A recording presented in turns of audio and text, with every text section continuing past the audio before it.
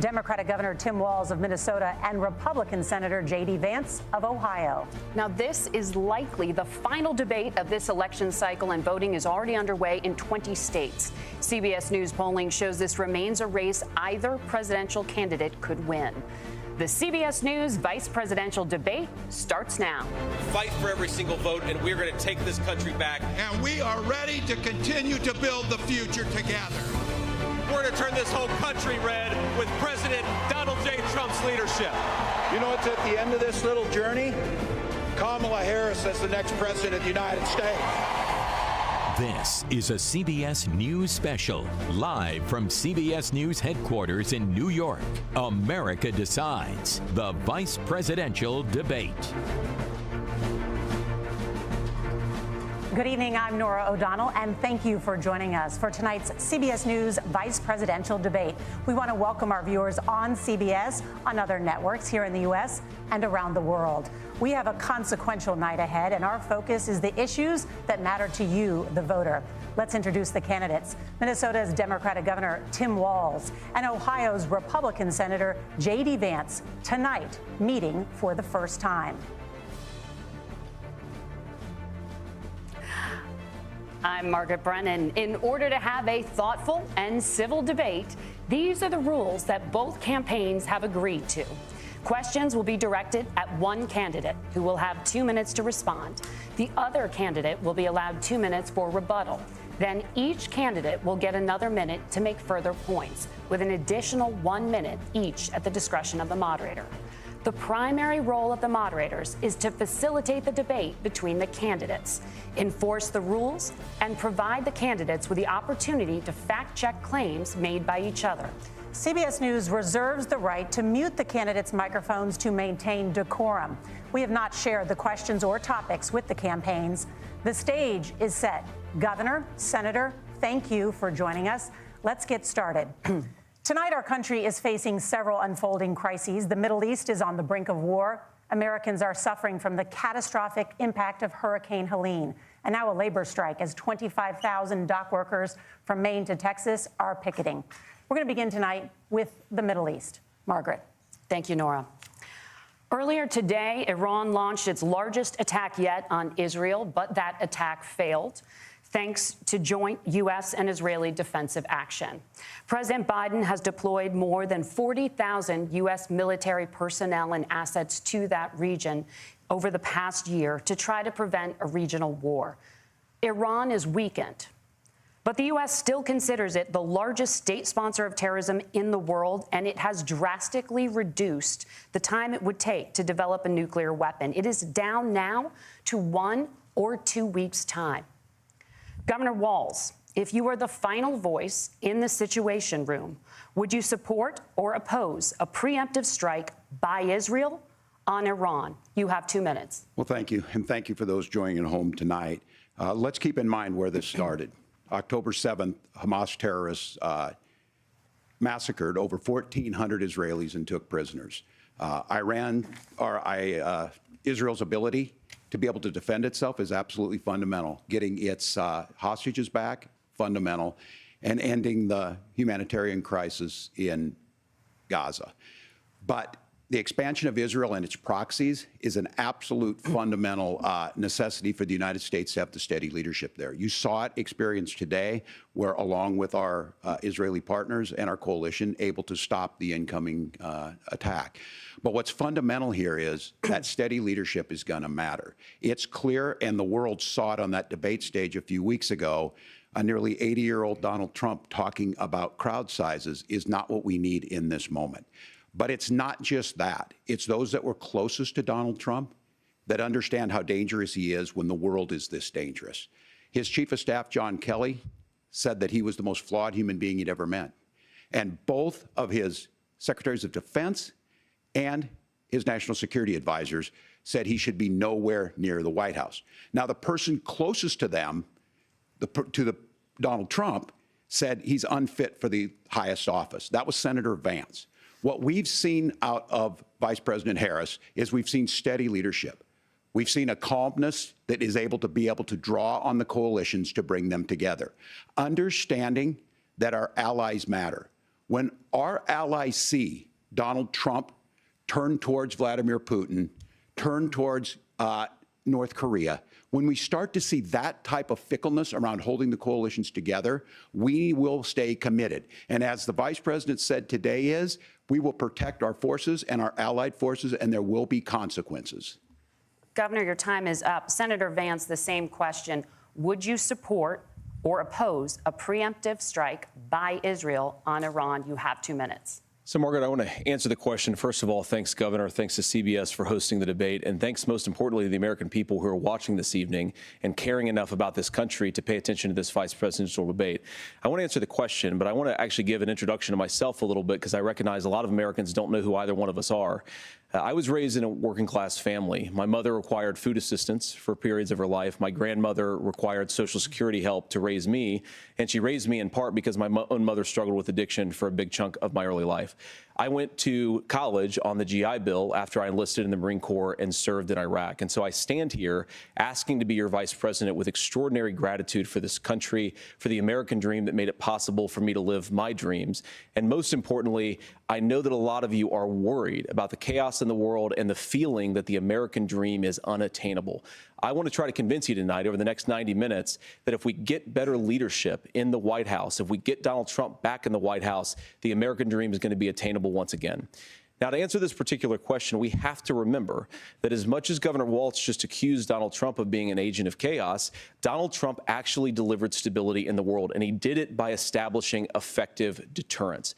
People were afraid of stepping out of line. Iran, which launched this attack, has received over $100 billion in unfrozen assets thanks to the Kamala Harris administration.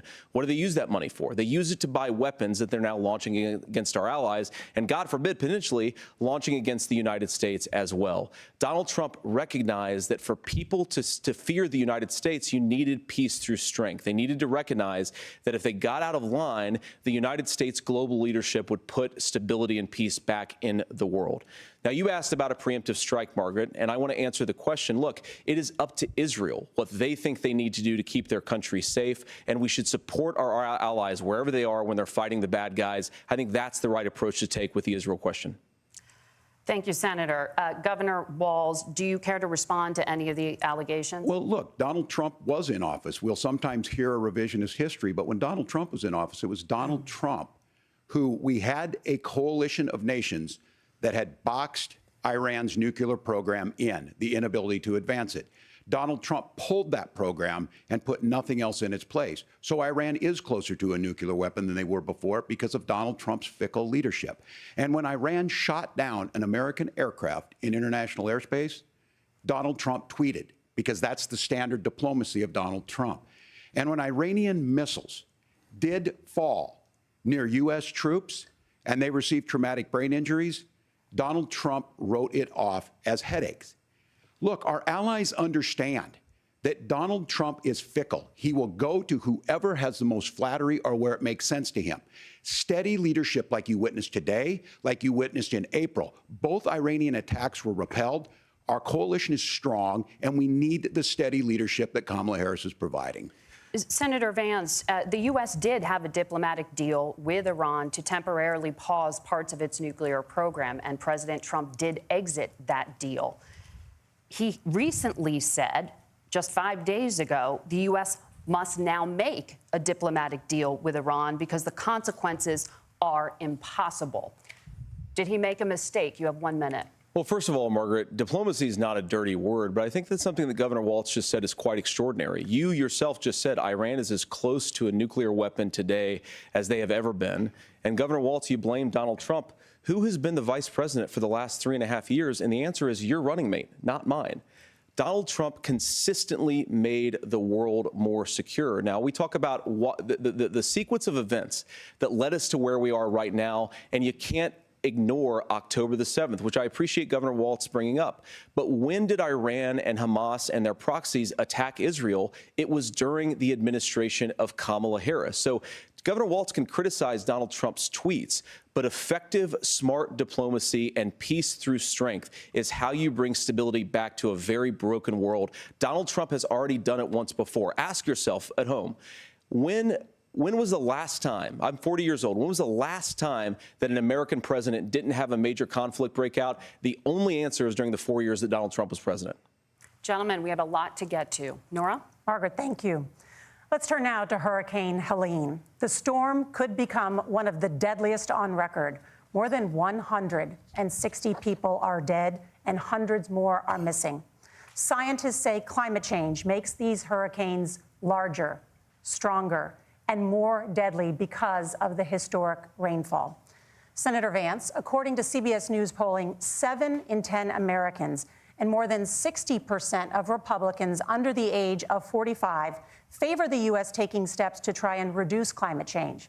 Senator, what responsibility would the Trump administration have to try and reduce the impact of climate change? I'll give you 2 minutes. Sure. So first of all, let's start with the hurricane, because it's an unbelievable, unspeakable human tragedy. I just saw today, actually, a photograph of 2 grandparents on a roof with a 6-year-old child, and it was the last photograph ever taken of them because the roof collapsed and those innocent people lost their lives. And I'm sure Governor Waltz joins me in saying our hearts go out to those innocent people, our prayers go out to them, and we want as robust and aggressive as a federal response as we can get to save as many lives as possible, and then, of course, afterwards, to help the people in those communities rebuild. I mean, these are communities that I love. Some of them I know very personally in Appalachia, all across the Southeast. They need their government to do their job, and I commit that when Donald Trump is president again, the government will put the citizens of this country first when they suffer from a disaster. Now, Nora, you asked about climate change. I think this is a very important issue. Look, a lot of people are justifiably worried about all these crazy weather patterns. I think it's important for us, first of all, to say Donald Trump and I support clean air, clean water. We want the environment to be cleaner and safer. But one of the things that I've noticed some of our Democratic friends talking a lot about is a concern about carbon emissions, this idea that carbon emissions drives all of the climate change. Well, let's just say that's true, just for the sake of argument, so we're not arguing about weird science. Let's just say that's true. Well, if you believe that, what would you want to do? The answer is that you'd want to reshore as much American manufacturing as possible, and you'd want to produce as much energy as possible in the United States of America, because we're the cleanest economy in the entire world. What have Kamala Harris's policies actually led to? More energy production in China, more manufacturing overseas, more doing business in some of the dirtiest parts of the entire world. And when I say that, I mean the amount of carbon emissions they're doing per unit of economic output. So if we actually care about getting cleaner air and cleaner water, the best thing to do is to double down and invest in American workers and the American people. And unfortunately, Kamala Harris has done exactly the opposite. Governor Walz, you have 2 minutes to respond. Well, we got close to an agreement because all those things are happening. Look, first of all, it is a horrific tragedy with this hurricane, and my heart goes out to the folks that are down there in contact with the governors. I serve as co-chair of the Council of Governors as we work together on these emergency managements. Governors know no partisanship. They work together to all of the governors and the emergency responders are on the ground. Those happen on the front end. The federal government comes in, makes sure they're there that we recover, but we're still in that phase where we need to make sure that they're staying there, staying focused. Now, look, coming back to the climate change issue, there's no doubt this thing roared onto the scene faster and stronger than anything we've seen. Senator Vance has said that there's a climate problem in the past. Donald Trump called it a hoax and then joked that these things would make more beachfront property to be able to invest in. What we've seen out of the Harris administration now, the Biden-Harris administration, is we've seen this investment. We've seen massive investments, the biggest in global history that we've seen in the Inflation Reduction Act, has created jobs all across the country. 2,000 in Jeffersonville, Ohio, taking the EV technology that we invented and making it here. 200,000 jobs across the country. The largest solar manufacturing plant in North America sits in Minnesota. But my farmers know climate change is real. They've seen 500-year droughts, 500-year floods back to back. But what they're doing is adapting, and this has allowed them to tell me, look, I harvest corn, I harvest soybean, and I harvest wind. We are producing more natural gas and more oil at any time than we ever have. We're also producing more clean energy. So the solution for us is to continue to move forward, that climate change is real. Reducing our impact is absolutely critical, but this is not a false choice. You can do that at the same time you're creating the jobs that we're seeing all across the country. That's exactly what this administration has done. We are seeing us becoming an energy superpower for the future, not just the current. And that's what absolutely makes sense. And then we start thinking about how do we mitigate these disasters. Thank you. Senator, I want to give you an opportunity to respond there. The governor mentioned that President Trump has called climate change a hoax. Do you agree?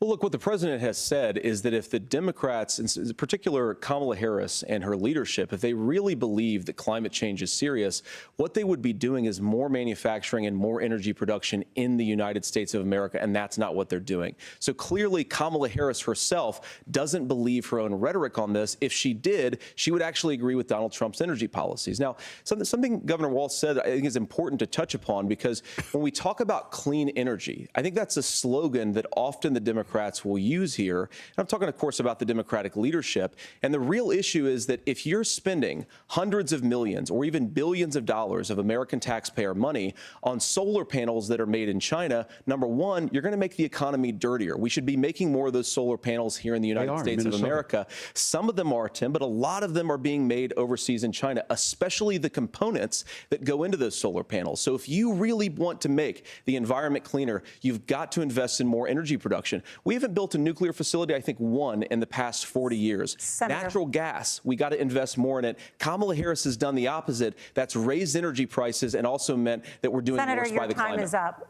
Governor, would you like to respond?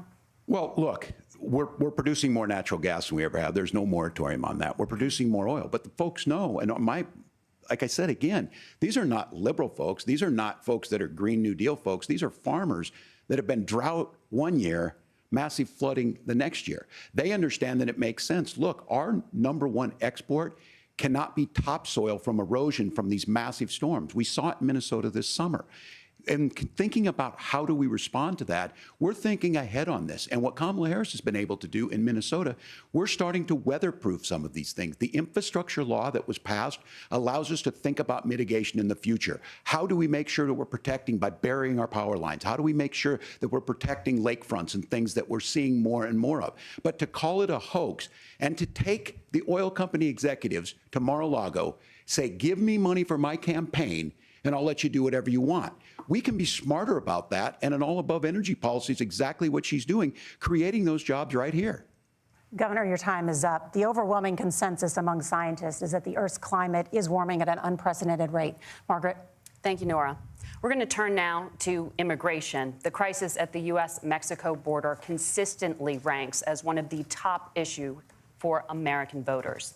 Senator Vance, your campaign is pledging to carry out the largest mass deportation plan in American history and to use the U.S. military to do so. Could you be more specific about exactly how this will work? For example, would you deport parents who have entered the U.S. illegally and separate them from any of their children who were born on U.S. soil? You have 2 minutes. So first of all, Margaret, before we talk about deportations, we have to stop the bleeding. We have a historic immigration crisis because Kamala Harris started and said that she wanted to undo all of Donald Trump's border policies. 94 executive orders suspending deportations, decriminalizing illegal aliens, massively increasing the asylum fraud that exists in our system. That has opened the floodgates. And what it's meant is that a lot of fentanyl is coming into our country. I had a mother who struggled with opioid addiction and has gotten clean. I don't want people who are struggling with addiction to be deprived of their second chance because Kamala Harris let in fentanyl into our communities at record levels. So you've got to stop the bleeding. You've got to re-implement Donald Trump's border policies, build the wall, re-implement deportations. And that gets me to your point, Margaret, about what do we actually do?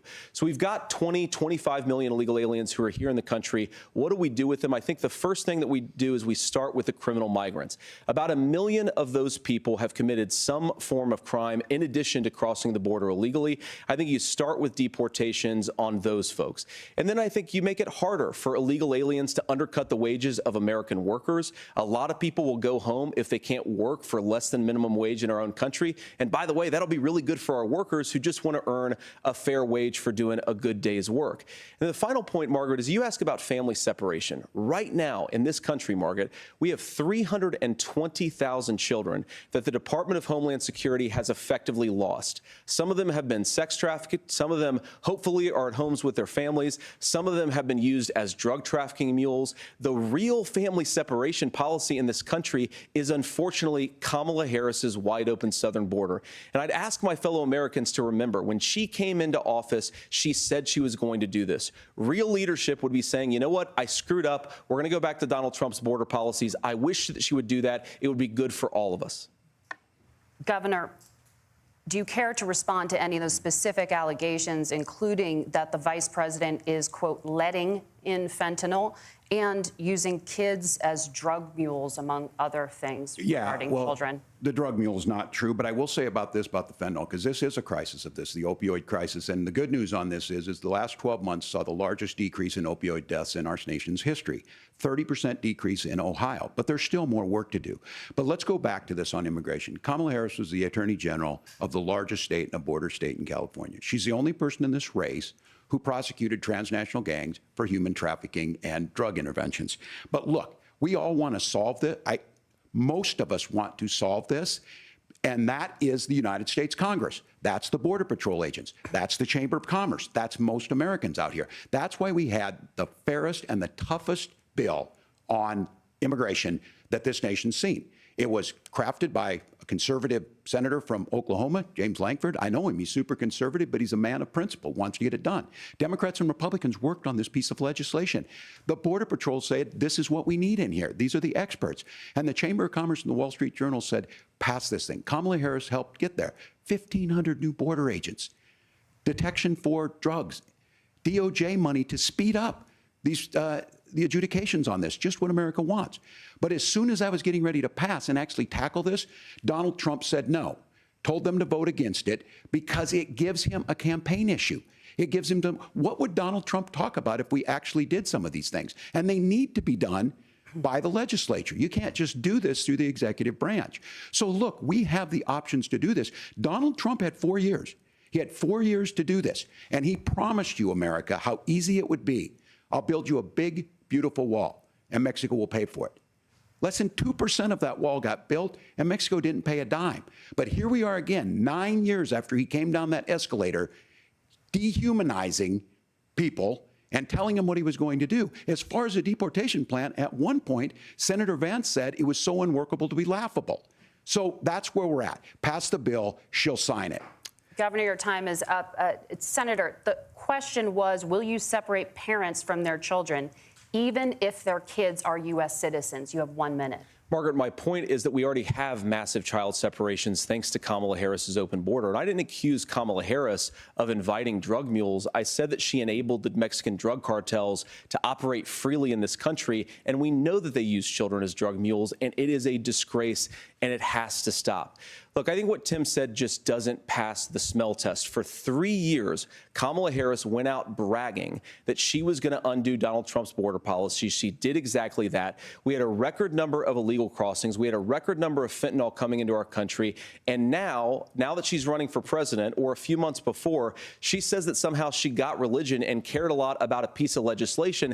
The only thing that she did when she became the vice president, when she became the appointed border czar, was to undo 94 Donald Trump executive actions that opened the border. This problem is leading to massive problems in the United States of America. Parents who can't afford health care, schools that are overwhelmed. It's got to stop, and it will when Donald Trump is president again. Senator, your time is up. Governor, what about our CBS News polling, which does show that a majority of Americans, more than 50%, support mass deportations? Look, we fix this issue with a bill that is necessary, but the issue on this is what happens when you don't want to solve it.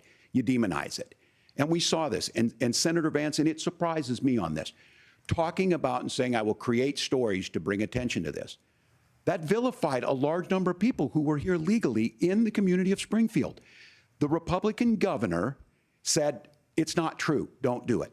There's consequences for this. There's consequences. We could come together. Senator Lankford did it. We could come together and solve this if we didn't let Donald Trump continue to make it an issue. And the consequences in Springfield were the governor had to send state law enforcement to escort kindergartners to school.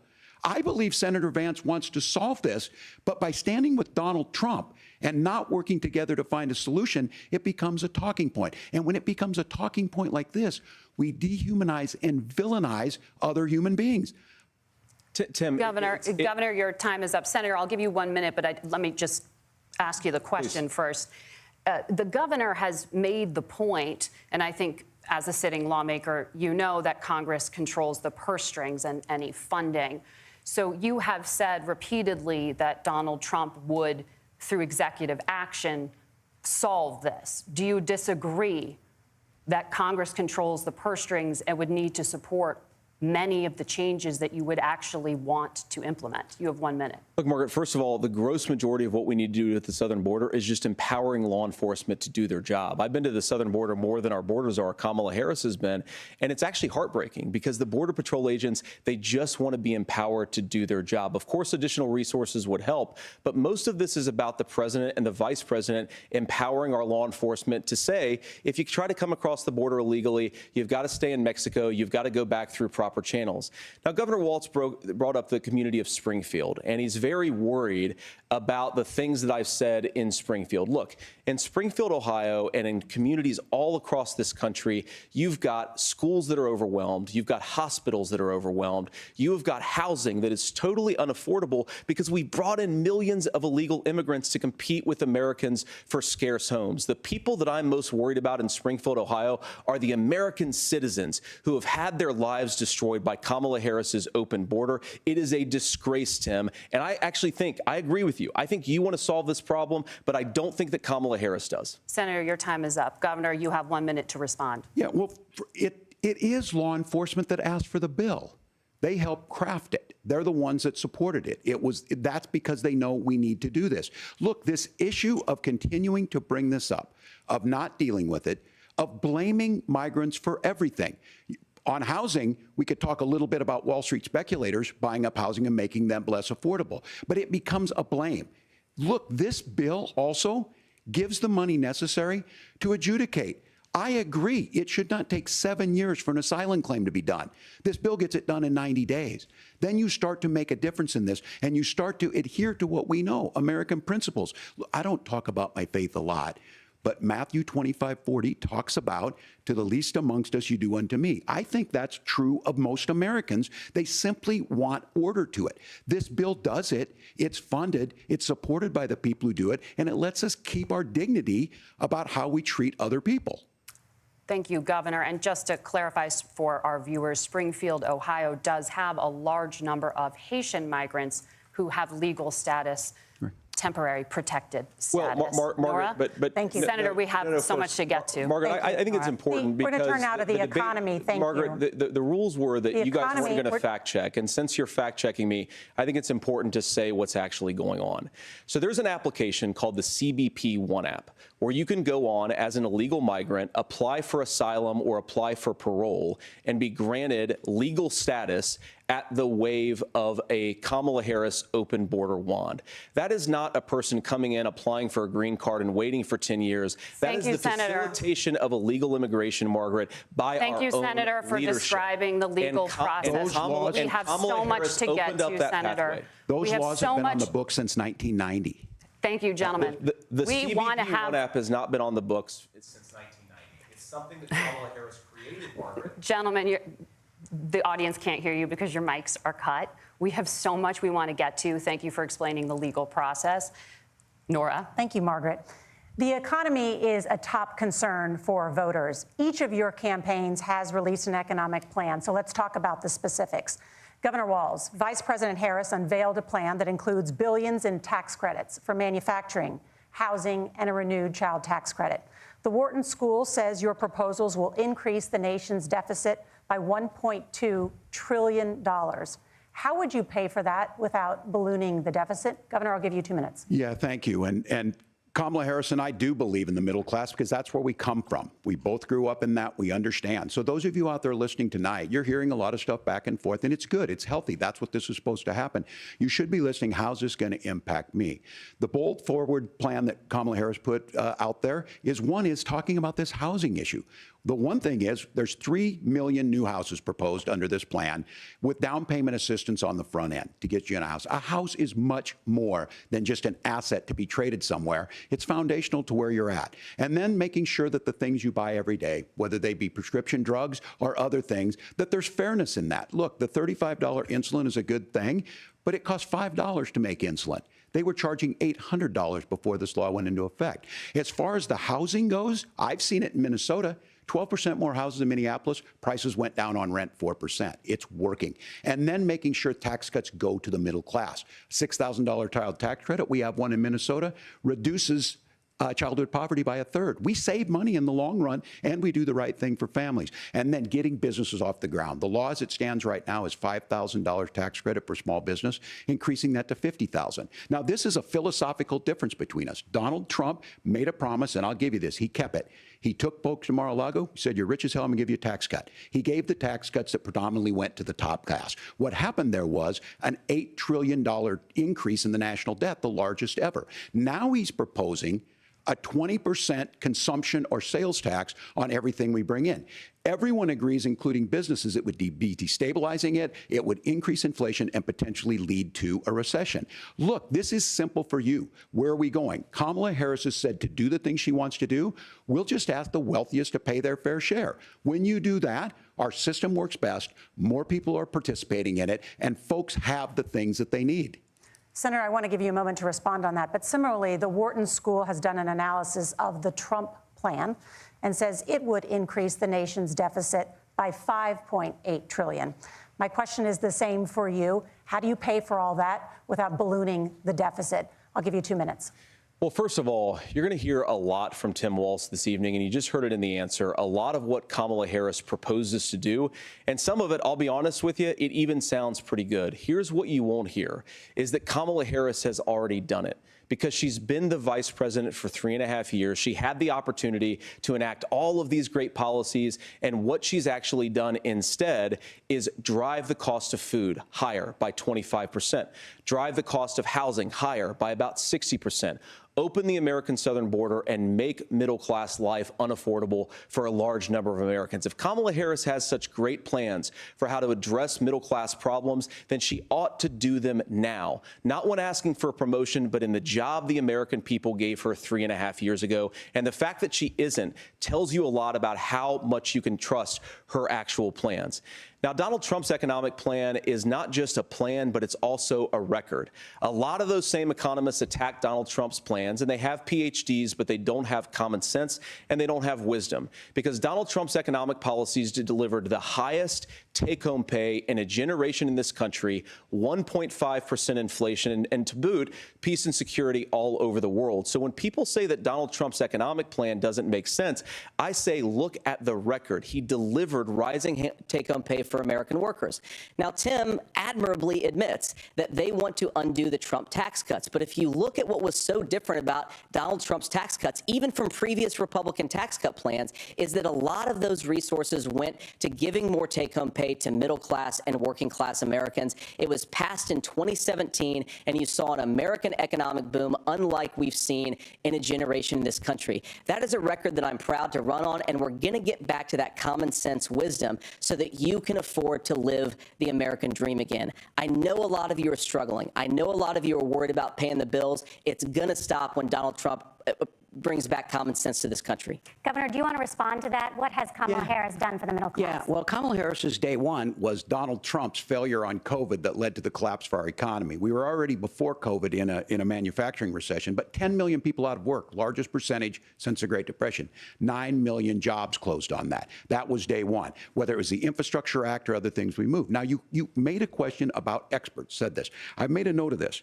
Economists can't be trusted. Science can't be trusted. National security folks can't be trusted. Look, if you're going to be president, You don't have all the answers. Donald Trump believes he does. My pro tip of the day is this. If you need heart surgery, listen to the people at the Mayo Clinic in Rochester, Minnesota, not Donald Trump. And the same thing goes with this. And I ask you out there, teachers, nurses, truck drivers, whatever, how is it fair that you're paying your taxes every year and Donald Trump hasn't paid any federal tax in the last 15 years, and the last year as president? That's what's wrong with the system. There's a way around it, and he's bragged about that. We're just asking for fairness in it, and that's all you want. You have a minute. Governor, you say trust the experts. But those same experts for 40 years said that if we shipped our manufacturing base off to China, we'd get cheaper goods. They lied about that. They said if we shipped our industrial base off to other countries, to Mexico and elsewhere, it would make the middle class stronger. They were wrong about that. They were wrong about the idea that if we made America less self-reliant, less productive in our own nation, that it would somehow make us better off, and they were wrong about it. And for the first time in a generation, Donald Trump had the wisdom and the courage to say to that bipartisan consensus, we're not doing it anymore. We're bringing American manufacturing back. We're unleashing American energy. We're going to make more of our own stuff. And this isn't just an economic issue. I mean, I've got 3 beautiful little kids at home, 7, 4, and 2, and I love them very much, and I hope they're in bed right now.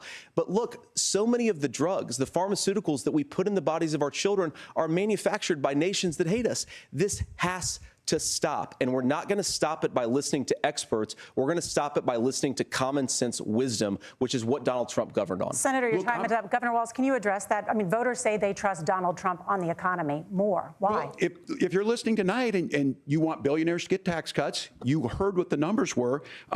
Look, I'm a union guy on this. I'm not a guy who wanted to ship things overseas, but I understand that, look, we produce soybeans and corn. We need to have fair trading partners. That's something that we believe in. I think the thing that most concerns me on this is Donald Trump was the guy who created the largest trade deficit in American history with China. So the rhetoric is good. Much of what the senator said right there, I'm in agreement with him on this. I watched it happen too. I watched it to my communities, and we talked about that. But we had people undercutting the right to collectively bargain. We had right to work states made it more difficult. We had companies that were willing to ship it over, and we saw people profit. Folks that are venture capital in some cases, putting money into companies that were overseas. We're in agreement that we bring those home. The issue is Donald Trump is talking about it. Kamala Harris has a record, 250,000 more manufacturing jobs just out of the IRA. May I respond to that? Yes. So appreciate that. So if you notice, what Governor Waltz just did is he said, first of all, Donald Trump has to listen to the experts. And then when he acknowledged that the experts screwed up, he said, well, Donald Trump didn't do nearly as good of a job as the statistics show that he did. So what Tim Waltz is doing, and I honestly, Tim, I think you got a tough job here, because you've got to play whack-a-mole. You've got to pretend that Donald Trump didn't deliver rising take-home pay, which of course he did. You've got to pretend that Donald Trump didn't deliver lower inflation, which of course he did. And then you've simultaneously got to defend Kamala Harris's atrocious economic record, which has made gas, groceries, and housing unaffordable for American citizens. I was raised by a woman who would sometimes go into medical debt so that she could put food on the table in our household. I know what it's like to not be able to afford the things that you need to afford. We can do so much better. To all of you watching, we can get back to an America that's affordable again. We just got to get back to common sense economic principles. I hope we have a conversation on health care then. Senator, Governor. Please. Thank you. Margaret? We have a lot to get to ahead, gentlemen, on many topics. But right now, I want to talk about personal qualifications. The vice president is often the last voice the president hears before making consequential decisions. We want to ask you about your leadership qualities. Governor Waltz, you said you were in Hong Kong during the deadly Tiananmen Square protests in the spring of 1989. But Minnesota Public Radio and other media outlets are reporting that you actually didn't travel to Asia until August of that year. Can you explain that discrepancy? Yeah, well, and to the folks out there who didn't get at the top of this, look, I grew up in small rural Nebraska, town of 400, town that you rode your bike with your buddies till the streetlights come on, and I'm proud of that service. I joined the National Guard at 17, worked on family farms, and then I used the GI Bill to become a teacher, passionate about it, a young teacher. My first year out, I got the opportunity in the summer of '89 to travel to China. 35 years ago, be able to do that. I came back home and then started a program to take young people there. We would take basketball teams, we would take baseball teams, we would take dancers, and we would go back and forth to China. The issue for that was to try and learn. Now, look, my community knows who I am. They saw where I was at. Look, I will be the first to tell you, I have poured my heart into my community. I've tried to do the best I can, but I've not been perfect. And I'm a knucklehead at times, but it's always been about that. Those same people elected me to Congress for 12 years. And in Congress, I was one of the most bipartisan people, working on things like farm bills that we got done, working on veterans benefits. And then the people of Minnesota were able to elect me to governor twice. So look, my commitment has been from the beginning to make sure that I'm there for the people, to make sure that I get this right. I will say more than anything, many times I will talk a lot, I will get caught up in the rhetoric, but being there, the impact it made, the difference it made in my life, I learned a lot about China. I hear the critiques of this. I would make the case that Donald Trump should have come on one of those trips with us. I guarantee you he wouldn't be praising Xi Jinping about COVID, and I guarantee you he wouldn't start a trade war that he ends up losing. So this is about trying to understand the world. It's about trying to do the best you can for your community, and then it's putting yourself out there and letting your folks understand what it is. My commitment, whether it be through teaching, which I was good at, or whether it was being a good soldier or was being a good member of Congress, those are the things that I think are the values that people care about. Governor, just to follow up on that, the question was, can you explain the discrepancy? All I said on this was I got there that summer and misspoke on this, so I will just, that's what I've said. So I was in Hong Kong and China during the democracy protests went in. And from that, I learned a lot of what needed to be in governance. Thank you, Governor. Senator Vance, in 2016, you called your running mate, Donald Trump, unfit for the nation's highest office, and you said he could be America's Hitler. I know you've been asked many times, and you've said you regret those comments and explained you then voted for Donald Trump in 2020. But the Washington Post reported new messages last week in which you also disparaged Trump's economic record while he was president, writing to someone in 2020, quote, Trump thoroughly failed to deliver his economic populism. You're now his running mate, and you've shifted many of your policy stances to align with his. If you become vice president, why should Americans trust that you will give Donald Trump the advice he needs to hear and not just the advice he wants to hear? You have 2 minutes. Well, first of all, Margaret, because I've always been open. And sometimes, of course, I've disagreed with the president, but I've also been extremely open about the fact that I was wrong about Donald Trump. I was wrong, first of all, because I believed some of the media stories that turned out to be dishonest fabrications of his record. But most importantly, Donald Trump delivered for the American people. Rising wages, rising take-home pay, an economy that worked for normal Americans, a secure southern border, a lot of things, frankly, that I didn't think he'd be able to deliver on. And yeah, when you screw up, when you misspeak, when you get something wrong and you change your mind, you ought to be honest with the American people about it. It's one of the reasons, Margaret, why I've done so many interviews is because I think it's important to actually explain to the American people where I come down on the issues and what changed. Now, you pointed out the messages from 2020.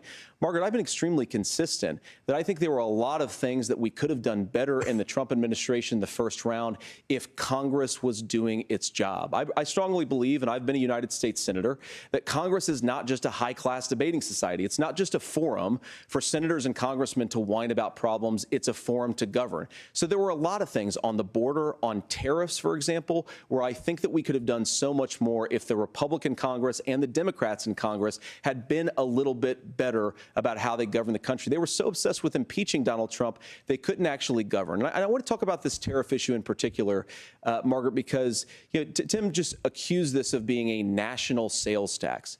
Look, the one thing, and you're probably surprised to hear me praising Joe Biden, but the one thing that Joe Biden did is he continued some of the Trump tariffs that protected American manufacturing jobs. And it's the one issue, the most pro-worker part of the Biden administration, it's the one issue where Kamala Harris has run away from Joe Biden's record. Think about this. If you're trying to employ slave laborers in China at $3 a day, you're going to do that and undercut the wages of American workers unless our country stands up for itself and says you're not accessing our markets unless you're paying middle-class Americans a fair wage. Senator, your time is up. Nora? Thank you. Now to the issue of reproductive rights. Governor Waltz, after Roe versus Wade was overturned, you signed a bill into law that made Minnesota one of the least restrictive states in the nation when it comes to abortion. Former President Trump said in the last debate that you believe abortion, quote, in the 9th month is absolutely fine. Yes or no? Is that what you support? I'll give you 2 minutes. That's not what the bill says, but look, this issue is what's on everyone's mind. Donald Trump put this all into motion.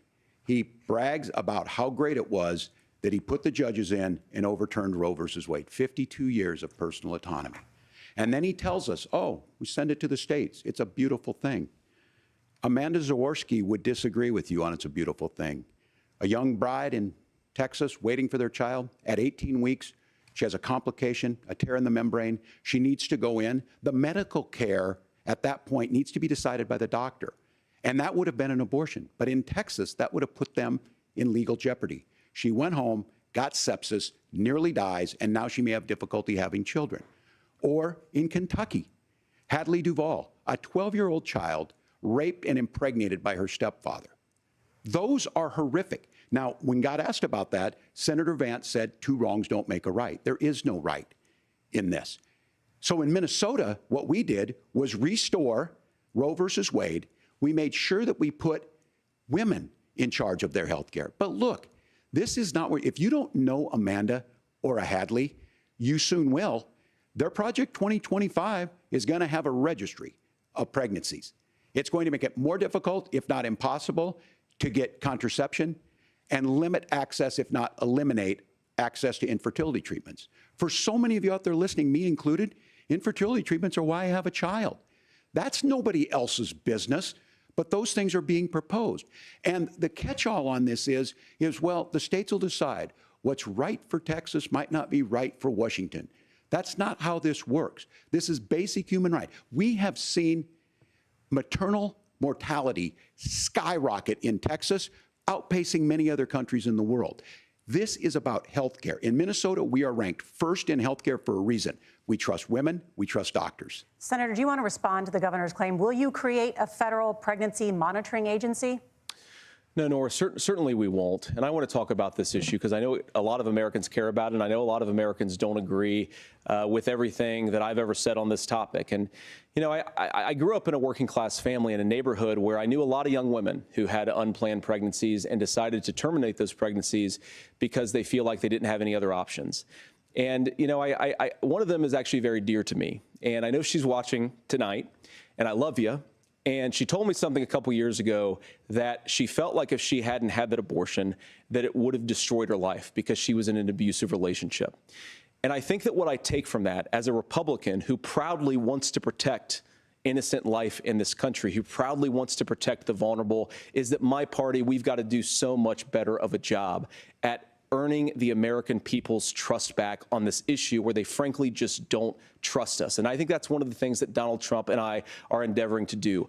I want us as a Republican Party to be pro-family in the fullest sense of the word. I want us to support fertility treatments. I want us to make it easier for moms to afford to have babies. I want it to make it easier for young families to afford a home so they can afford a place to raise that family. And I think there's so much that we can do on the public policy front just to give women more options.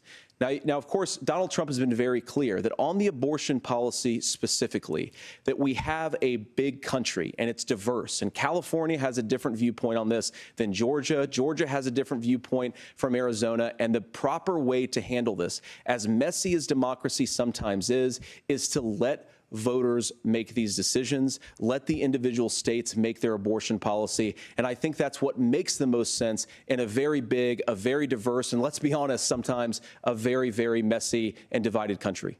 Governor, would you like to respond and also answer the question about restrictions? Yeah, well, the question got asked and Donald Trump made the accusation that wasn't true about Minnesota. Well, let me tell you about this idea that there's diverse states.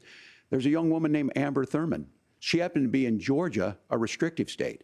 Because of that, she had to travel a long distance to North Carolina to try and get her care. Amber Thurman died in that journey back and forth. The fact of the matter is, how can we as a nation say that your life and your rights as basic as the right to control your own body is determined on geography. There's a very real chance, had Amber Thurman lived in Minnesota, she would be alive today. That's why the restoration of Roe versus Wade. When you listen to Vice President Harris talk about this subject and you hear me talk about it, you hear us talking exactly the same.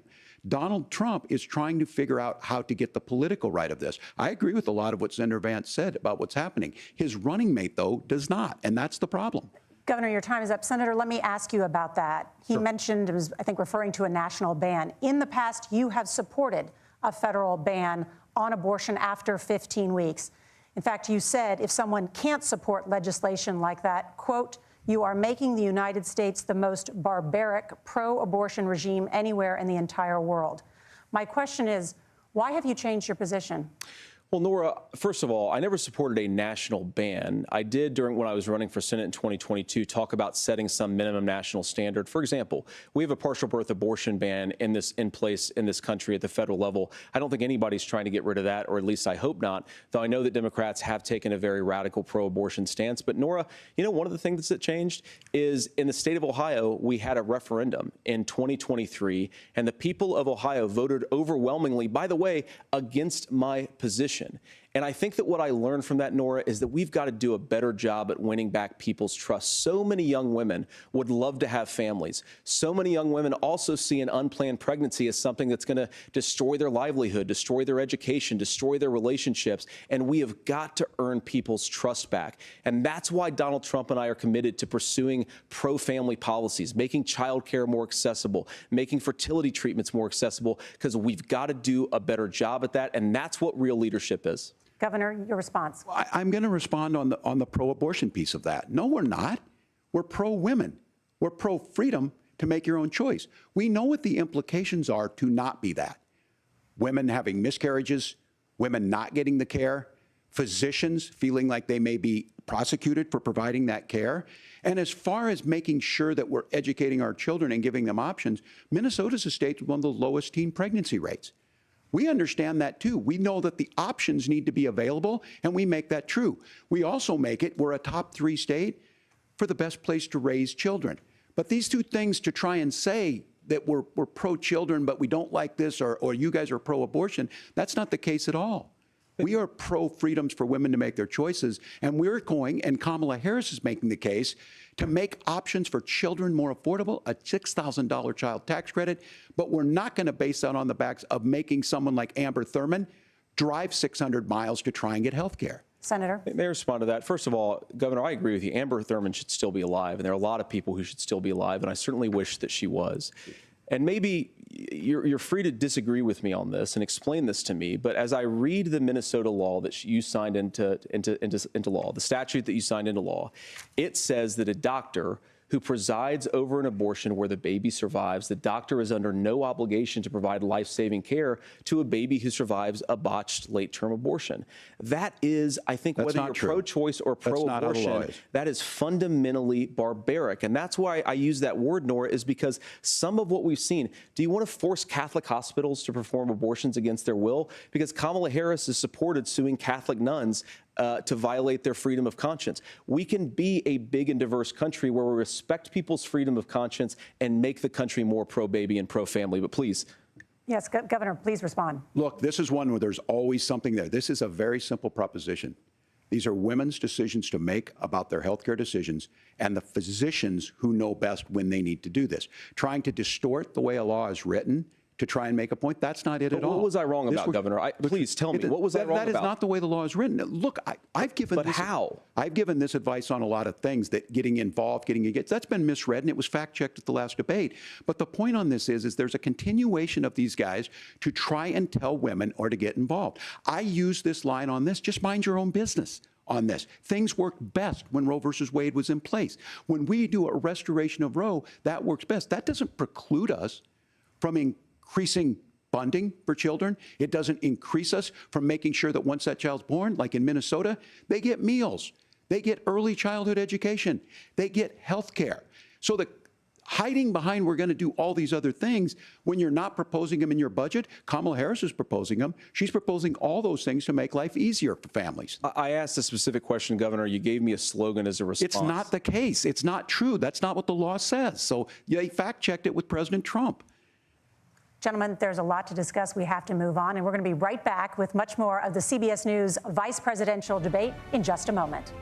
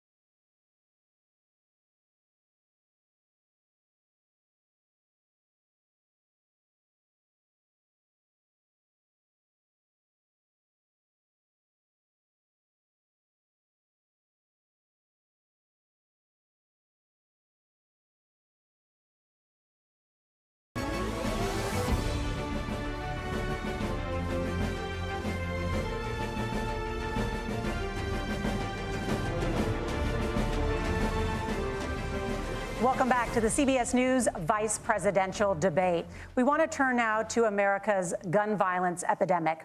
The leading cause of death for children and teens in America is by firearms. Senator Vance, you oppose most gun legislation that Democrats claim would curb gun violence. You oppose red flag gun laws and legislation to ban certain semi-automatic rifles, including AR-15s. So let me ask you, earlier this year, for the first time, the parents of a school shooter were convicted of involuntary manslaughter and sentenced to 10 years in prison. Do you think holding parents responsible could curb mass shootings? I'll give you 2 minutes. Yeah, well, Nora, on that particular case, I don't know the full details, but I certainly trust local law enforcement and local authorities to make those decisions. I think in some cases the answer is going to be yes, and in some cases the answer is going to be no. And the details really matter here, of course. For example, if a kid steals a gun, that's going to be different than if a parent hands over a gun knowing that their kid is potentially dangerous. But look, I want to just sort of speak as a father of 3 beautiful little kids, and our oldest is now in 2nd grade. And like a lot of parents, we send our kids to school with such hope and such joy and such pride at their little faces on the first day of school. And we know, unfortunately, that a lot of kids are going to experience this terrible epidemic of gun violence. And of course, our hearts go out to the families that are affected by this terrible stuff. And we do have to do better. And I think that Governor Waltz and I actually probably agree that we need to do better on this. The question is just, how do we actually do it? Now, here's something that really bothers me and worries me about this epidemic of violence. The gross majority, close to 90% in some of the statistics I've seen, of the gun violence in this country is committed with illegally obtained firearms. And while we're on that topic, we know that thanks to Kamala Harris's open border, we've seen a massive influx in the number of illegal guns run by the Mexican drug cartels. So that number, the amount of illegal guns in our country is higher today than it was 3.5 years ago. But what do we do about the schools? What do we do to protect our kids? And I think the answer is, and I say this not loving the answer, because I don't want my kids to go to school in a school that feels unsafe or where there are visible signs of security. But I unfortunately think that we have to increase security in our schools. We have to make the doors lock better. We have to make the doors stronger. We've got to make the windows stronger. And of course, we've got to increase school resource officers, because the idea that we can magically wave a wand and take guns out of the hands of bad guys, it just doesn't fit with recent experience. So we've got to make our schools safer. And I think we've got to have some common sense bipartisan solutions for how to do that. Governor, you have 2 minutes. Well, I think all the parents watching tonight, this is your biggest nightmare. Look, I got a 17-year-old, and he witnessed a shooting at a community center playing volleyball. Those things don't leave you. As a member of Congress, I sat in my office surrounded by dozens of the Sandy Hook parents, and they were looking at my 7-year-old picture on the wall. Their 7-year-old were dead, and they were asking us to do something. And look, I'm a hunter. I own firearms. The vice president is. We understand that the Second Amendment is there, but our first responsibility is to our kids to figure this out. In Minnesota, we've enacted enhanced red flag laws, enhanced background checks, and we can start to get data. But here's the problem. If we really want to solve this, we've got folks that won't allow research to be even done on gun violence. And this idea that we should just live with it, here's what I do think, that this is a good start to the conversation. I 100% believe that Senator Vance hates it when these kids, it's abhorrent and it breaks your heart. I agree with that. But that's not far enough when we know there are things that worked. I've spent time in Finland and seen some Finnish schools. They don't have this happen, even though they have a high gun ownership rate in the country. There are reasonable things that we can do to make a difference. It's not infringing on your Second Amendment. And the idea to have some of these weapons out there, it just doesn't make any sense. Kamala Harris, as an attorney general, worked on this issue. She knows that it's there. No one's trying to scaremonger and say we're taking your guns, but I ask all of you out there, do you want your schools hardened to look like a fort? Is that what we have to go? When we know there's countries around the world that their children aren't practicing these types of drills. They're being kids. We owe it to them to get a fix. These are things that shouldn't be that difficult. You can still keep your firearms, and we can make a difference. We have to. If you're listening tonight, this breaks your heart. Senator. Tim, first of all, I didn't know that your 17-year-old witnessed a shooting. And I'm sorry about that, and I hope that he's doing okay. Christ have mercy. It is awful. And I appreciate what Tim said, actually, about Finland, because I do think it illustrates some of the frankly, weird differences between our own country's gun violence problem and Finland. Is, okay, first of all, we have way higher rates of mental health abuse, or mental health substance abuse. We have way higher rates of depression, way higher rates of anxiety. We unfortunately have a mental health crisis in this country that I really do think that we need to get to the root causes of, because I don't think it's the whole reason why we have such a bad gun violence problem, but I do think it's a big piece of it. Another driver of the gun violence epidemic, especially that affecting our kids, it doesn't earn as many headlines, but is the terrible gun violence problem in a lot of our big cities. And this is why we have to empower law enforcement to arrest the bad guys, put them away, and take gun offenders off the streets. I think there's a whole host of things that we can do here, but I do think at our schools we've got to talk about more security. Senator, thank you. Governor, you previously opposed an assault weapons ban, but it's only later in your political career did you change your position. Why? Yeah, I sat in that office with those Sandy Hook parents. I've become friends with school shooters. I've seen it. Look, the NRA, I was an NRA guy for a long time. They used to teach gun safety. I'm of an age where my shotgun was in my car so I could pheasant hunt after football practice. That's not where we live today. And several things I want to mention on this is talking about cities and where it's at. The number one where the most firearm deaths happen in Minnesota are rural suicides. And we have an epidemic of children getting guns and shooting themselves. And so we have, and we should look at all of the issues. Making sure folks have health care and all that, but I want to be very careful. This idea of stigmatizing mental health, just because you have a mental health issue doesn't mean you're violent. And I think what we end up doing is we start looking for a scapegoat. Sometimes it just is the guns. It's just the guns, and there are things that you can do about it. But I do think that this is one, and I think this is a healthy conversation. I think there's a capacity to find solutions on this that work, protect Second Amendment, protect our children. That's our priority. Gentlemen, thank you. Margaret? Thank you, Nora. Let's turn now to the top contributor to inflation, the high cost of housing and rent. There's a shortage of more than 4 million homes in the United States, and that contributes to the high housing prices. Governor Waltz, the Harris campaign promises a $25,000 down payment assistance for first-time home buyers and a $10,000 tax credit. They also promise to build 3 million new homes. Where are you building these homes, and won't handing out that kind of money just drive up prices higher? No, it's not handing out. We have, first, let me say this issue of housing, and I think those of you listening on this, the problem we've had is that we've got a lot of folks that see housing as another commodity. It can be bought up, it can be shifted, it can be moved around. Those are not folks living in those houses. Those of you listening tonight, that house is a big deal. I bought and owned one house in my life. My mom still lives in the house where I was. And when I think of a house, I'm thinking of Christmas services after midnight mass where you go with your family. We need to make it more affordable. And one of the things, as I said, this program that the Vice President is pushing forward and bringing a new way of approaching this is something we're doing in Minnesota from that lead. We in the state invested in making sure our housing was the biggest investment that we'd ever made in housing. It starts to make it easier. We cut some of the red tape. Local folks, look, we can't do it at the federal level, but local folks make it easier to build those homes. And then that down payment assistance. I can tell all of you out there, one of the, certainly for me, using the GI Bill was one thing, but a veteran's home loan, the big thing about a veteran's home loan is you don't have to pay the down payment. Those are things that make it there. Now, look, you're going to pay it back, and you're going to pay your mortgage. Those are things that we know in the long run, the appreciated value, the generational wealth that's created from it. And I will give Minneapolis an example. Minneapolis is the one city where we've seen the lowest inflation rates. We've seen a 12% increase in stock because we've put some of these things in, and we're implementing a state program to make sure we give some of that down payment assistance. We get it back from people because here's what we know. People with stable housing end up with stable jobs. People with stable housing have their kids able to get to school. All of those things in the long run end up saving our money. And that's the thing that I think we should be able to find some common ground in, but we can't blame immigrants for the only reason. That's not the case that's happening in many cities. The fact of the matter is that we don't have enough naturally affordable housing, but we can make sure that the government's there to help kickstart it, create that base.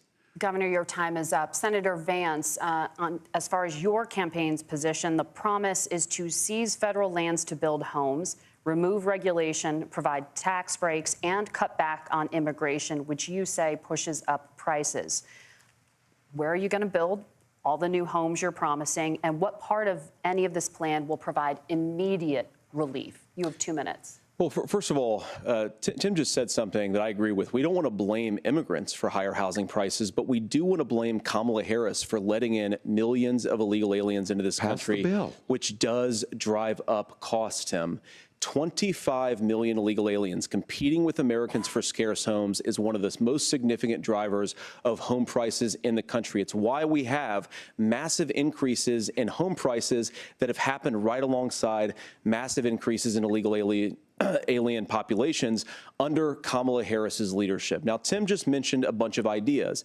Now, some of those ideas I actually think are halfway decent, and some of them I disagree with. But the most important thing here is Kamala Harris is not running as a newcomer to politics. She is the sitting vice president. If she wants to enact all of these policies to make housing more affordable, I invite her to use the office that the American people already gave her, not sit around and campaign and do nothing while Americans find the American dream of homeownership completely unaffordable. Now, you asked, Margaret, what would immediately change the equation for American citizens?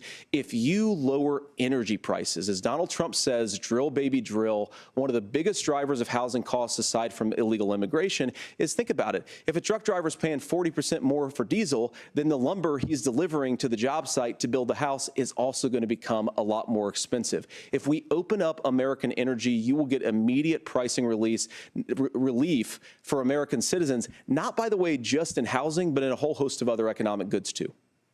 Senator Vance, you still have 23 seconds there. Do you want to answer? Can I have it? Where, Governor, we will get to you in a moment. But, Senator, where are you going to seize the federal lands? Can you clarify?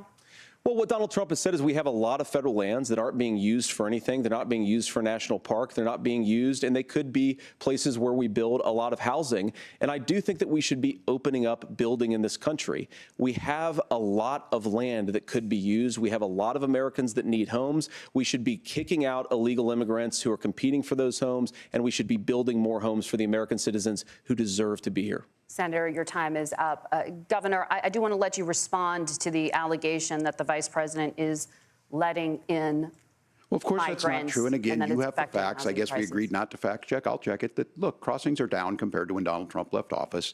But it's, again, blaming and not trying to find the solution. I was going to ask, though, on this question, are we going to drill and build houses in the same federal land? And I think when people hear federal lands, these are really important pieces of land. Now, Minnesota doesn't have a lot of federal lands. I know in the western part of the countries we do. There's not a lot of federal lands in and around Minneapolis, for example. So the issue is I don't understand the federal lands issue unless we see this, and I worry about this as someone who cares deeply about our national parks and our federal lands. Look, Minnesota, we protect these things. We've got about 20% of the world's fresh water. These lands protect. They're there for a reason. They belong to all of us.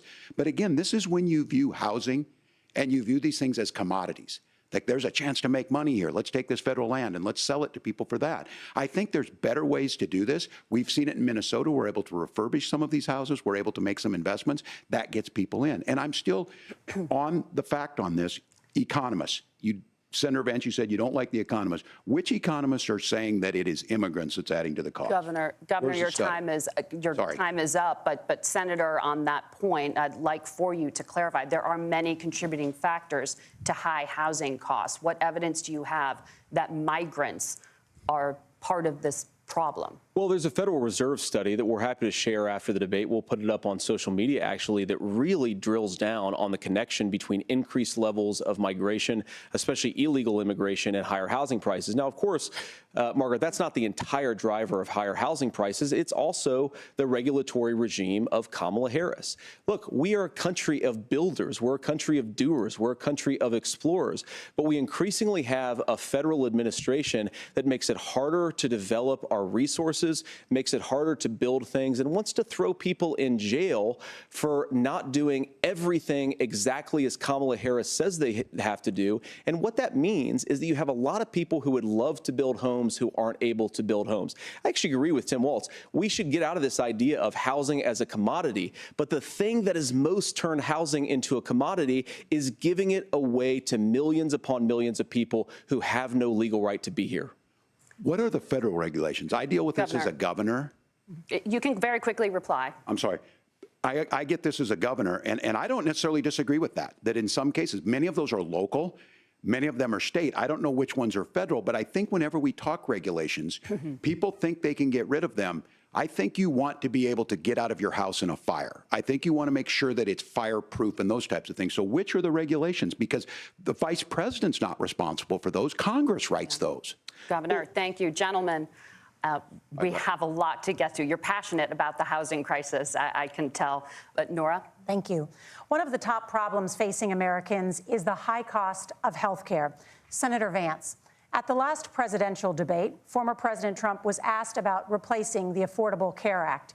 In response, he said, "I have concepts of a plan." Since then, Senator, you've talked about changing how chronically ill Americans get health insurance. Can you explain how that would work? And can you guarantee that Americans with pre-existing conditions won't pay more? I'll give you 2 minutes. Well, of course, we're going to cover Americans with pre-existing conditions. In fact, a lot of my family members have gotten health care. I believe, members of my family actually got private health insurance, at least for the first time, switched off of Medicaid onto private insurance for the first time under Donald Trump's leadership. And I think that, a lot of people have criticized this concepts of a plan remark. Look, it's very simple common sense. I think as Tim Walz knows from 12 years in Congress, you're not going to propose a 900-page bill standing on a debate stage. It would bore everybody to tears, and it wouldn't actually mean anything because part of this is the give and take of bipartisan negotiation. Now, when Donald Trump was actually president, and again, he has a record to be proud of, prescription drugs fell in 2018 for the first time in a very long time. Under Kamala Harris's leadership, prescription drugs are up about 7%. Under Donald Trump's entire 4 years, they were up about 1.5%. He introduced pricing transparency. Think about healthcare. You go into a hospital, you try to buy something, and nobody knows what it actually costs. That price transparency will actually give American consumers a little bit more choice and will also drive down costs. And we talked about, the reinsurance regulations is what I was talking about. Look, Donald Trump has said that if we allow states to experiment a little bit on how to cover both the chronically ill but the non-chronically ill, it's not just a plan. He actually implemented some of these regulations when he was president of the United States. And I think you can make a really good argument that it salvaged Obamacare, which was doing disastrously until Donald Trump came along. And I think this is an important point about President Trump. Of course, you don't have to agree with everything that President Trump has ever said or ever done.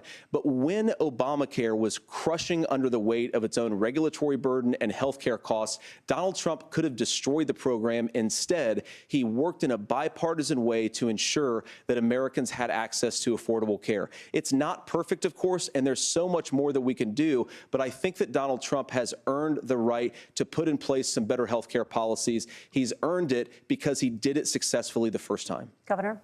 All right, here's where being an old guy gives you some history. I was there at the creation of the ACA.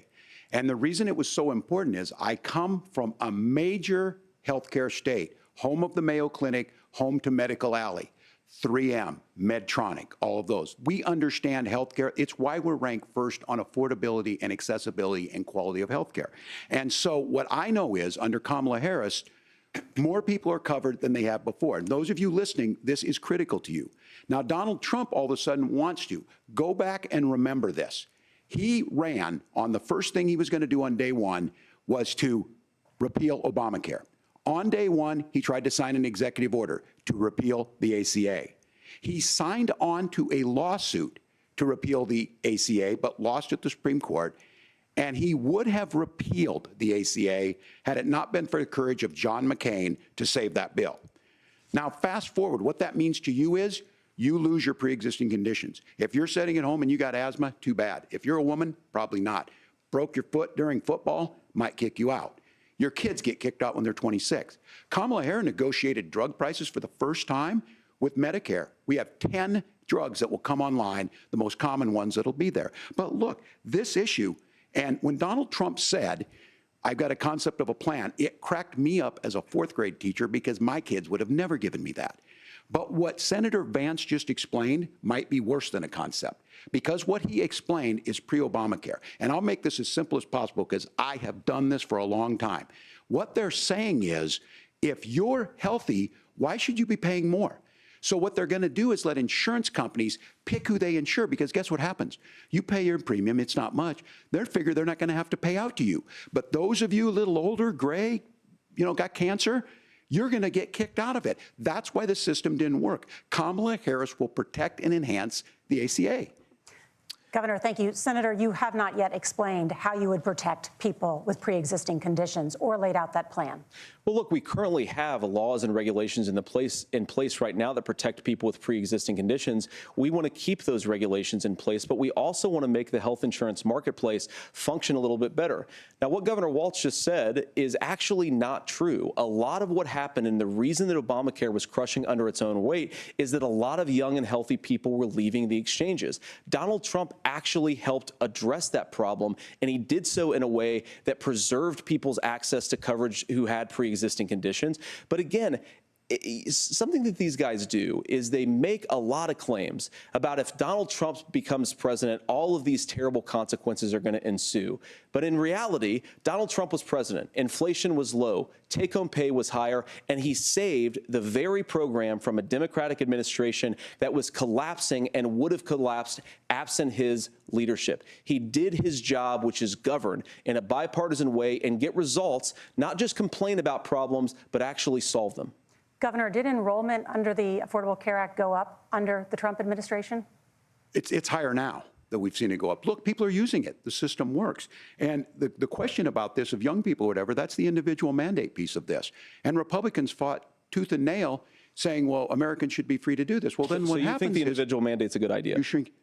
I think the idea of making sure the risk pool is broad enough to cover everyone, that's the only way insurance works. When it doesn't, it collapses. You are asking pre-ACA where we get people out. Look, people know that they need to be on health care. People expect it to be there.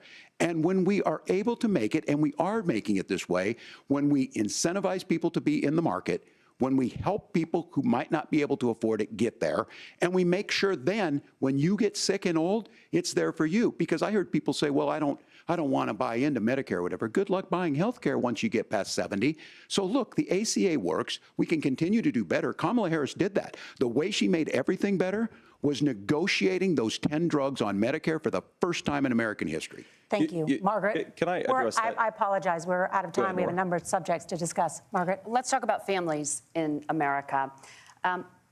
There is a child care crisis in this country, and the United States is one of the very few developed countries in the world without a national paid leave program for new parents. Governor Walz, you've said that if Democrats win both the White House and Congress, this is a day one priority for you. How long should employers be required to pay workers while they are home taking care of their newborns? You have 2 minutes. Yeah, well, that's negotiable, and that's what Congress worked. But here's what the deal is. Americans sitting out there right now, you may work for a big company. Look, we're home in Minnesota to some of the largest Fortune 500 companies. Kamala Harris knows that in California. Those companies provide paid family medical leave. One is, I think they're moral and they think it's a good thing, but it also keeps their employees healthy. We in Minnesota passed a paid family medical leave. You have a child, and I had to go back to work 5 days after my kids were born.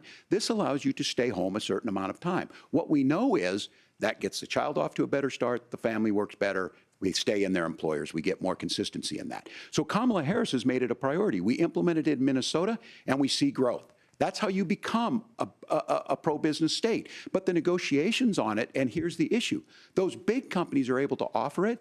Those of you out there who don't have it, just imagine what happens if you get cancer or your child gets sick. We know what happens.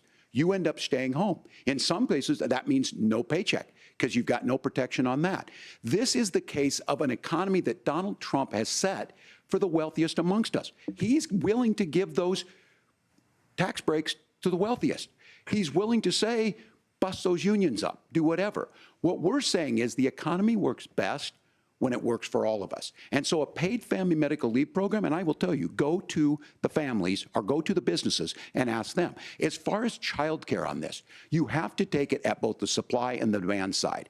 You can't expect the most important people in our lives to take either our children or our parents to get paid the least amount of money. And we have to make it easier for folks to be able to get into that business and then to make sure that folks are able to pay for that. We were able to do it in Minnesota, and I'm still telling you this.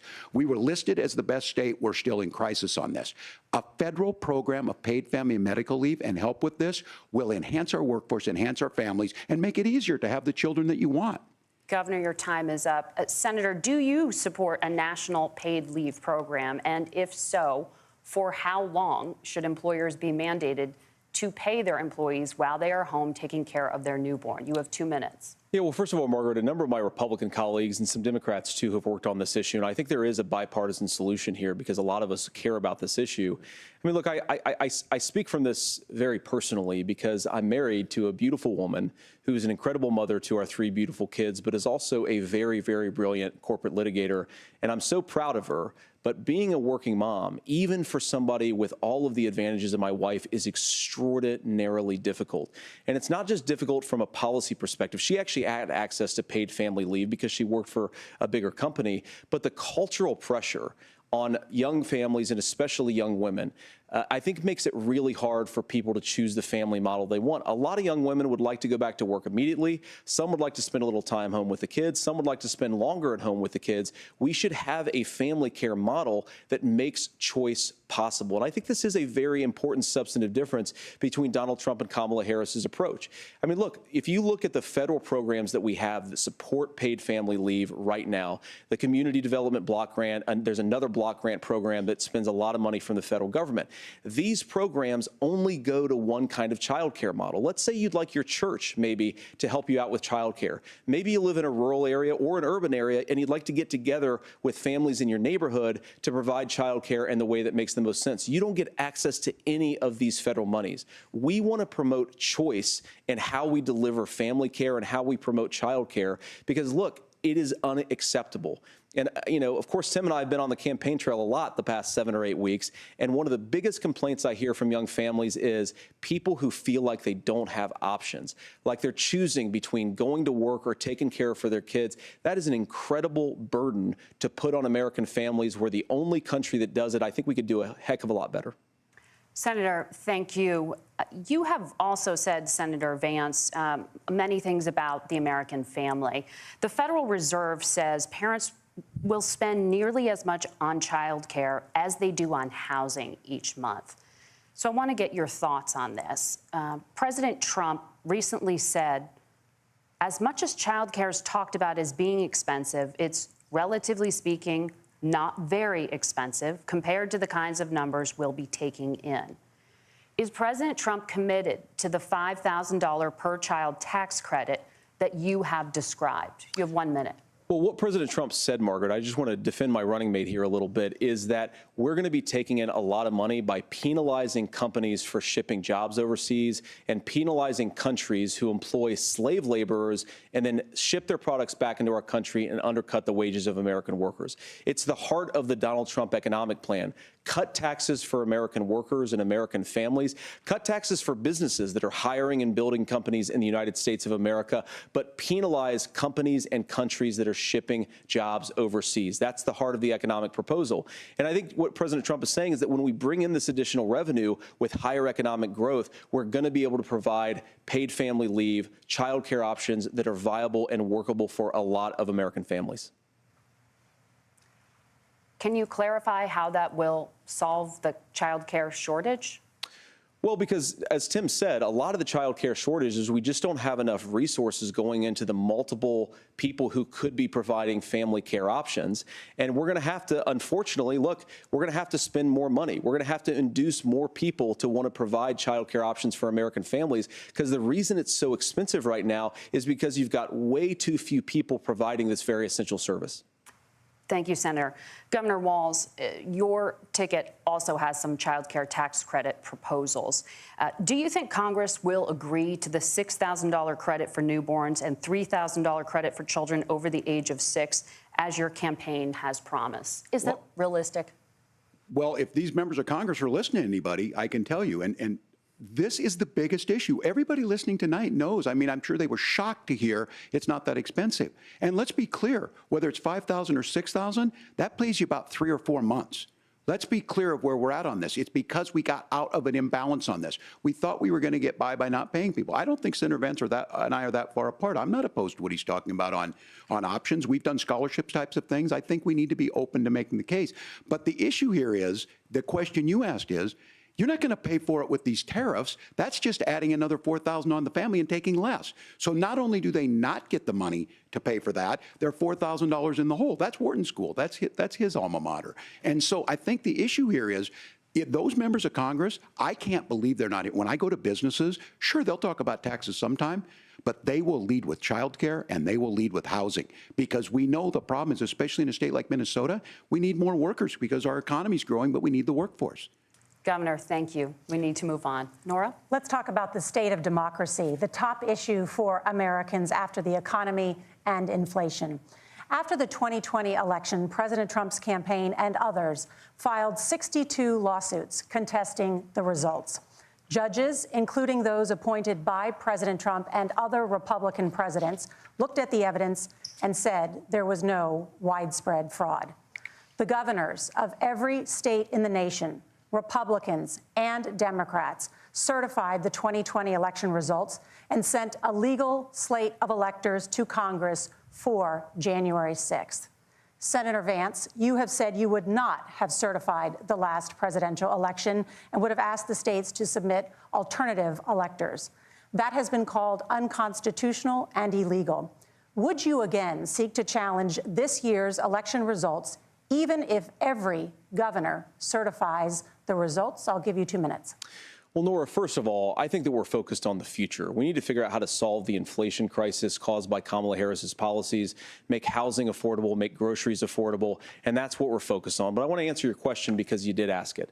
Look, what President Trump has said is that there were problems in 2020, and my own belief is that we should fight about those issues, debate those issues peacefully in the public square, and that's all I've said, and that's all that Donald Trump has said. Remember, he said that on January the 6th, the protesters ought to protest peacefully. And on January the 20th, what happened? Joe Biden became the president. Donald Trump left the White House. And now, of course, unfortunately, we have all of the negative policies that have come from the Harris-Biden administration.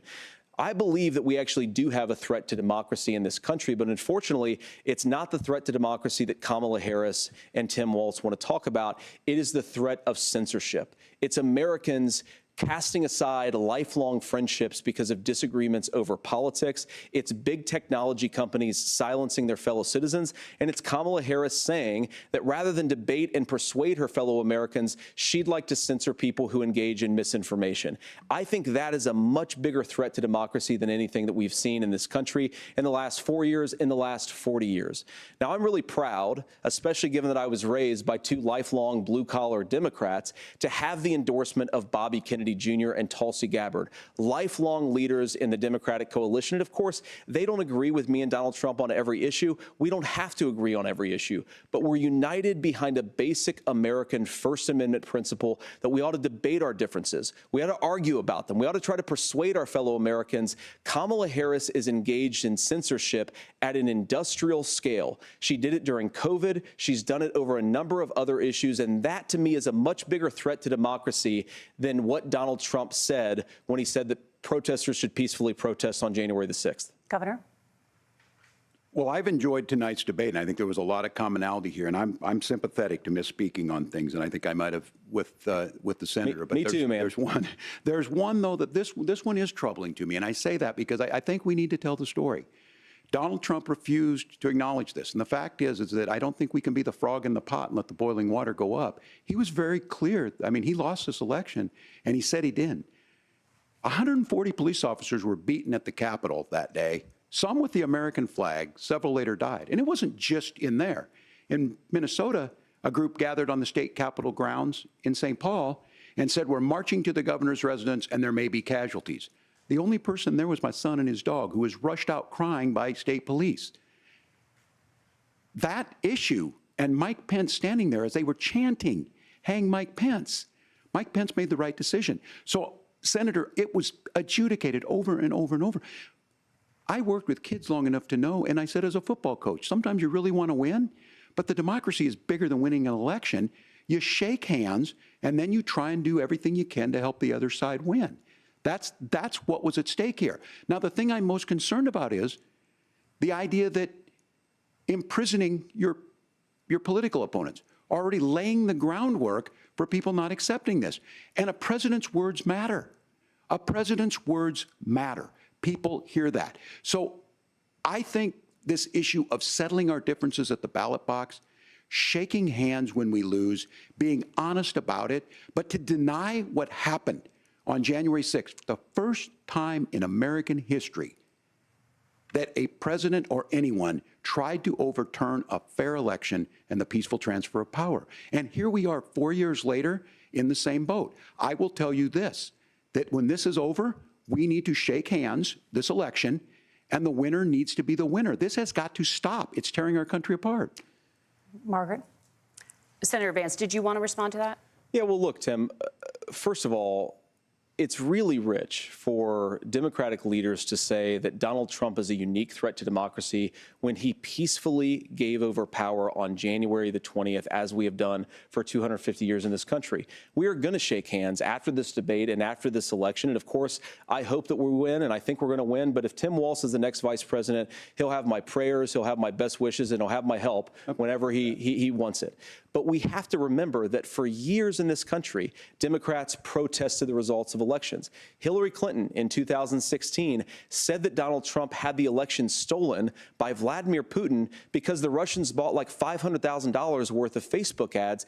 This has been going on for a long time. And if we want to say that we need to respect the results of the election, I'm on board. But if we want to say, as Tim Waltz is saying, that this is just a problem that Republicans have had, I don't buy that.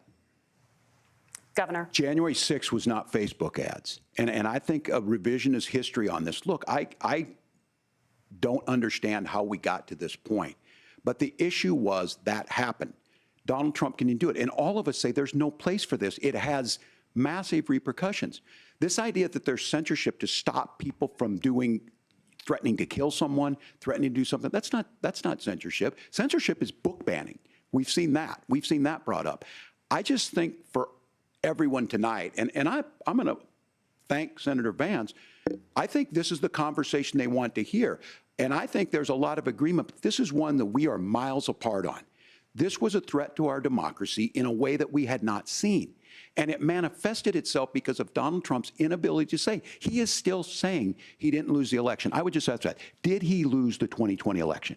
Tim, I'm focused on the future. Did Kamala Harris censor Americans from speaking their mind in the wake of the 2020 COVID situation? That is a damning non-answer. It's a damning non-answer for you to not talk about censorship. Obviously, Donald Trump and I think that there were problems in 2020. We've talked about it. I'm happy to talk about it further. But you guys attack us for not believing in democracy. The most sacred right under the United States democracy is the First Amendment. You yourself have said there's no First Amendment right to misinformation. Kamala Harris wants to use the power of government and big tech to silence people from speaking their minds. That is a threat to democracy that will long outlive this present political moment. I would like Democrats and Republicans to both reject censorship. Let's persuade one another. Let's argue about ideas, and then let's come together afterwards. You can't yell fire in a crowded theater. That's the test. That's the Supreme Court test. Tim, fire in a crowded theater. You guys wanted to kick people off of Facebook for saying that toddlers shouldn't wear masks. Senator, the governor does have the floor. Fire in a crowded theater. That is criticizing the policies of the government, which is the right of every American. Senator, the governor does have the floor for 1 minute to respond to you. Yeah. Well, I don't run Facebook. What I do know is I see a candidate out there who refused, and now again, and this I'm pretty shocked by this. He lost the election. This is not a debate. It's not anything anywhere other than in Donald Trump's world. Because look, when Mike Pence made that decision to certify that election, that's why Mike Pence isn't on this stage. What I'm concerned about is where is the firewall with Donald Trump? Where is the firewall if he knows he could do anything, including taking an election, and his vice president's not going to stand to it? That's what we're asking you, America. Will you stand up? Will you keep your oath of office, even if the president doesn't? And I think Kamala Harris would agree. She wouldn't have picked me if she didn't think I would do that, because of course that's what we would do. So America, I think you've got a really clear choice on this election of who's going to honor that democracy and who's going to honor Donald Trump. Governor, your time is up. Thank you, gentlemen. We will be right back with both of our candidates. The CBS News vice presidential debate continues.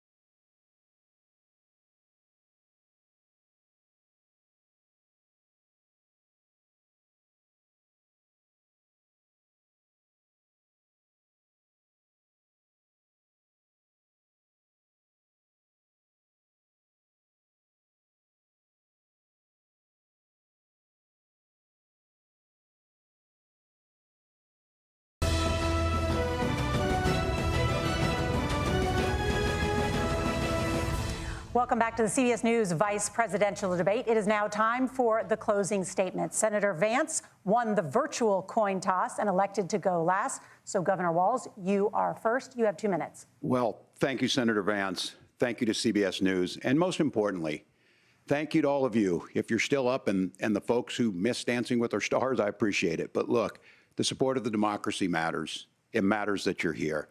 And I'm as surprised as anybody of this coalition that Kamala Harris has built, from Bernie Sanders to Dick Cheney to Taylor Swift, and a whole bunch of folks in between there. And they don't all agree on everything, but they are truly optimistic people. They believe in a positive future of this country and one where our politics can be better than it is. And I have to tell you, that better than it is the sense of optimism that there can be an opportunity economy that works for everyone, not just to get by, but to get ahead. And the idea that freedom really means something. Not the freedom of government to be in your bedroom or exam room, but the freedom for you to make choices about yourself. Now, look, we all know who Donald Trump is. He's told us, and as Maya Angelou said, believe him when he told you that. His first inaugural address talked about American carnage, and then he spent 4 years trying to maybe do that. Senator Vance tonight made it clear he will stand with Donald Trump's agenda. He will continue to push down that road. Excuse me. Kamala Harris gives us a different option. Now, I'll have to tell you, I'm going to be careful about the quotes, but there's one that Senator Vance said that does resonate with me. He said, Donald Trump makes the people I care about afraid. A lot of America feels that way. We don't need to be afraid. Franklin Roosevelt was right. All we have to fear is fear itself. Kamala Harris is bringing us a new way forward. She's bringing us a politics of joy. She's bringing real solutions for the middle class, and she's centering you at the heart of that. All the while asking everyone, join this movement, make your voices heard. Let's look for a new day where everybody gets that opportunity and everybody gets a chance to thrive. I humbly ask for your vote on November 5th for Kamala Harris.